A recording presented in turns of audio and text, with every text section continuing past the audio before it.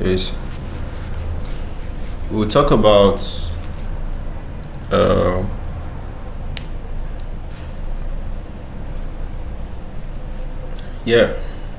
things that could actually affect the spinal cord.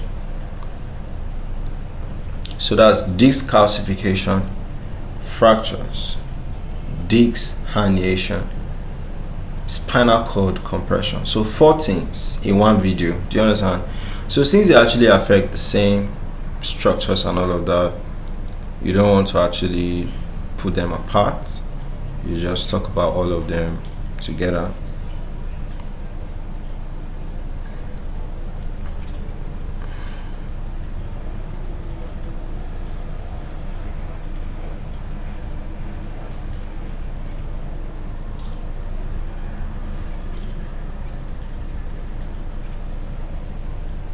I'm coming.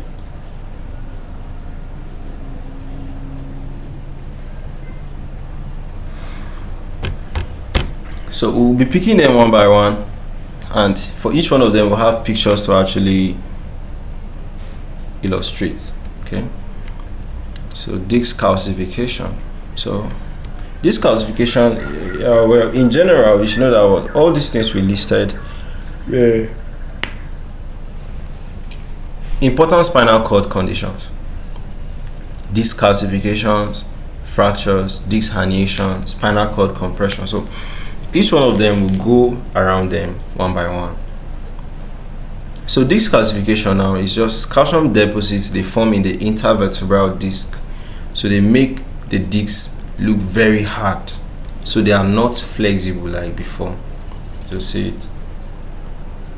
So your ligaments, instead of becoming flexible, they are becoming hard. So such people, they have a lot of issues with, they have a lot of issues with being able to bend, all of that. So for the disc calcification, right, we have been talking about it. So what are the things that could cause it? It could be aging, it could be chronic inflammation, it could be metabolic disorders, it could be trauma. Okay, so reduced disc mobility and stiffness. That's the effect. So sometimes pain could also come in if the nerves are irritated. So it's often seen incidentally on imaging, because sometimes can be occurring but no symptoms. So how about spinal fractures now? Spinal fractures is just breaking the vertebrae as the spinal bones.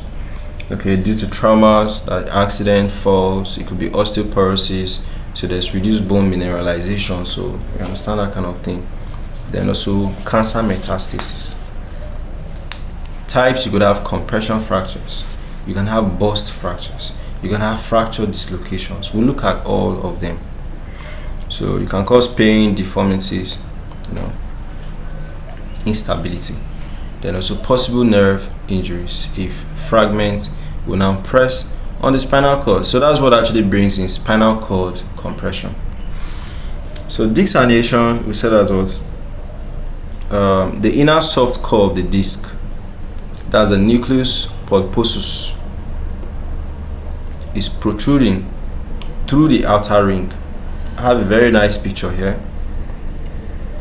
So this place is protruding out. Normally it should be confined, right? So from the nucleus is protruding out, you understand? So that's what we got. So